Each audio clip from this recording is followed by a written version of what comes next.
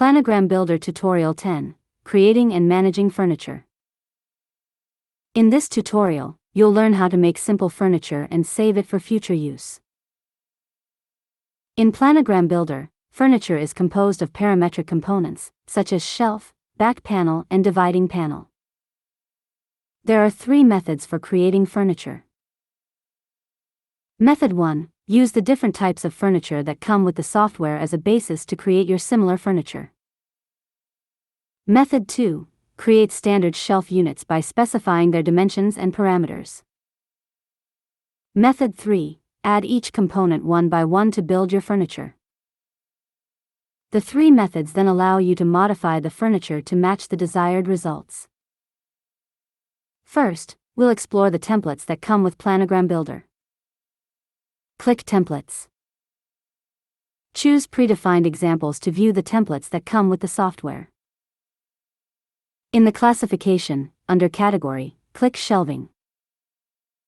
Review the catalog to get an idea of what's available.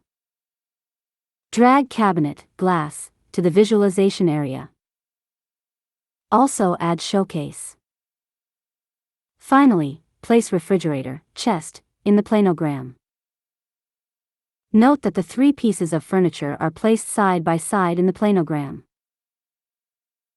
To see your furniture from a different perspective, click Orbit, then hold down the left mouse button and drag the cursor in the display area.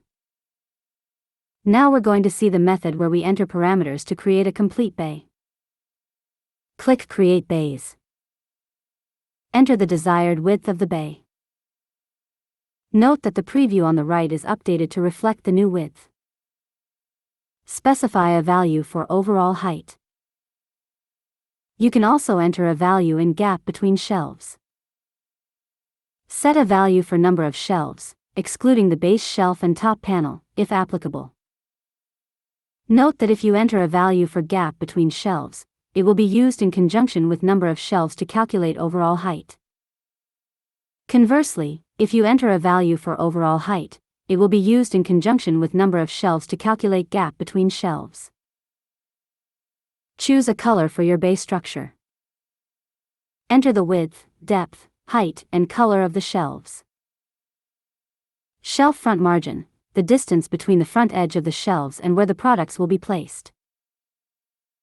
This is useful if you need to reserve a front space for a shelf ledge or for out-of-box products, such as testers for example. Check base and define its dimensions.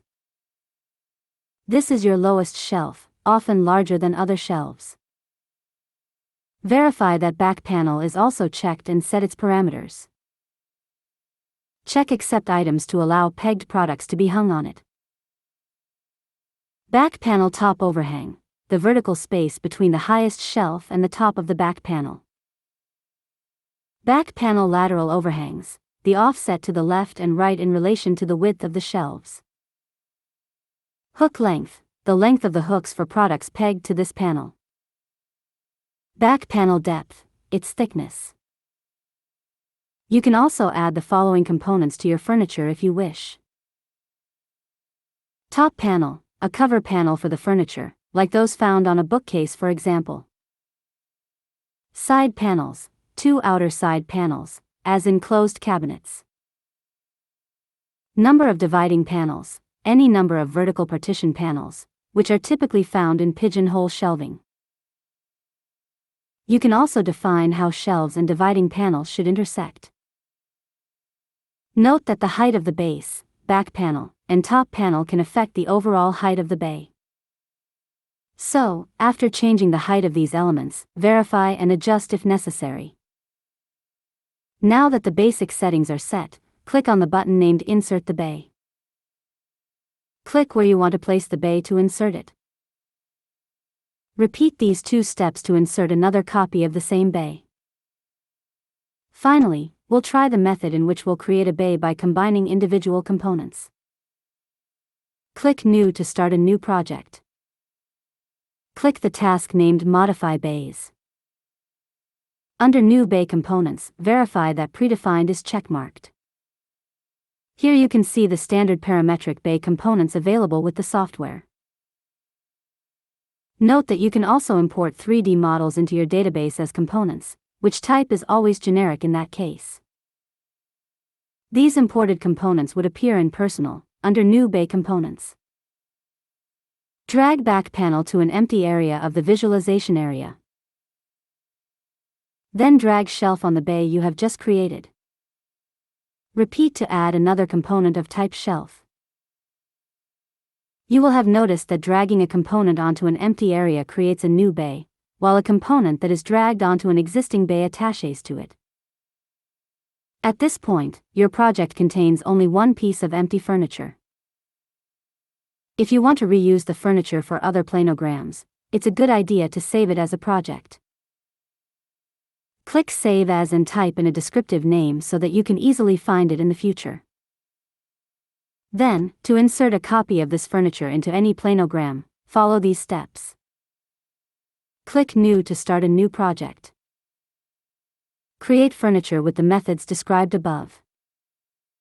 Click Open. Select the project with the empty bay you just saved. Click Insert. An insert cursor appears in the viewing area. Click where you want to insert the bay to add it to your current planogram project. Note that when you insert a project into a planogram, the elements are inserted as copies with no connection to the original saved project. Repeat the process to add more copies of the furniture. Note that if you use some saved furniture often or want to share it with other users in your business, you can also make a template out of it, as we'll see in a tutorial on projects and sharing. In our next tutorial, you'll learn how to modify furniture. Please see the links below the video for detailed instructions in the user guide. This tutorial is now complete.